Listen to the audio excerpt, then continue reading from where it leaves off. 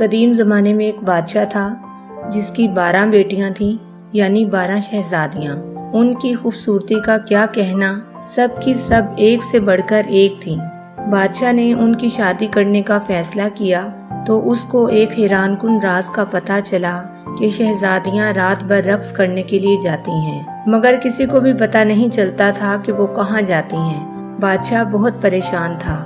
اس نے قلعے کے سب دروازے بند کروا دیے تاکہ شہزادیاں باہر نہ جا سکیں، لیکن اس کی تمام کوششیں ناکام ہو گئیں۔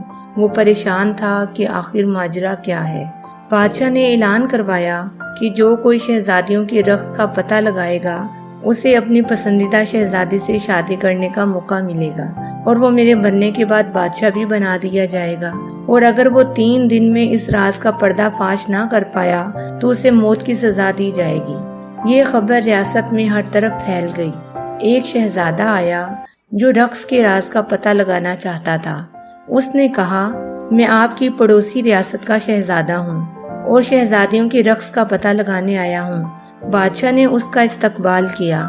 رات کا کھانا کھانے کے بعد اسے شہزادیوں کے کمرے کے ساتھ والا کمرہ سونے کے لیے دے دیا گیا۔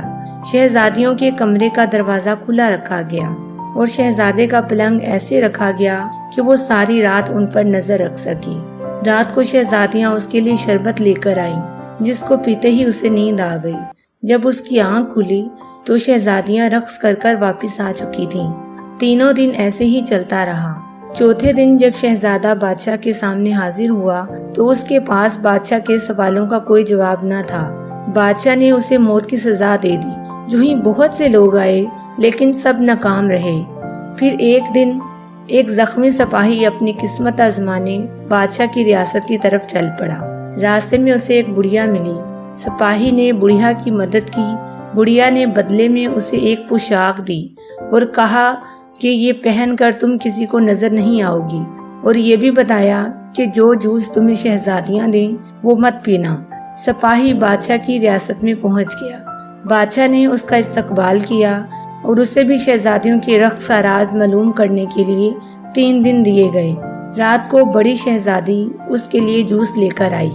سپاہی چونکہ بہت ذہین تھا، اس نے جوس پی تو لیا مگر نگلا نہیں، کیونکہ اس نے منہ میں اسپنج رکھا ہوا تھا۔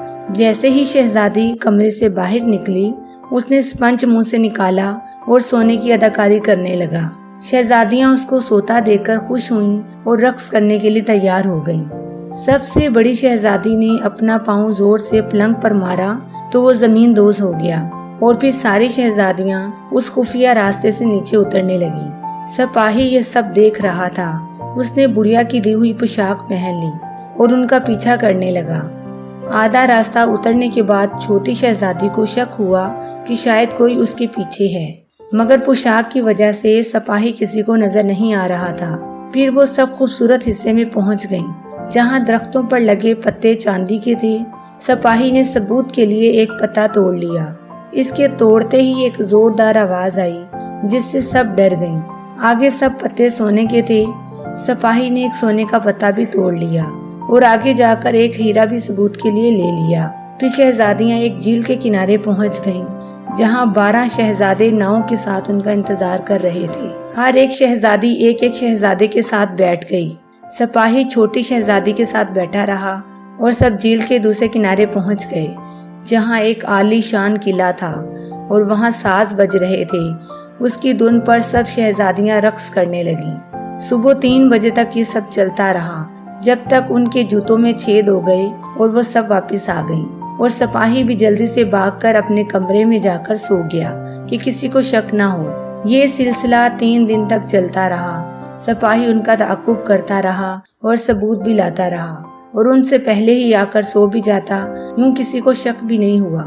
جب فیصلے کی گھڑی آئی تو بادشاہ نے سپاہی کو بلایا۔ سپاہی نے کہا، عالی جاں، سبھی 12 شہزادیاں اپنے کمرے سے زمین دوز سرنگ سے جاتی ہیں جہاں ایک قلعہ ہے۔ اس نے ثبوت بھی دکھائے۔ شہزادیوں نے یہ سب مان لیا۔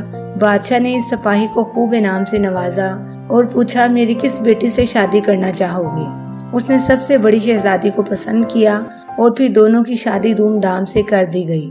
بادشاہ نے اعلان کیا کہ میری وفات کے بعد میرا داماد اس سلطنت کا بادشاہ ہوگا، اور پھر سبھی ہنسی خوشی رہنے لگے۔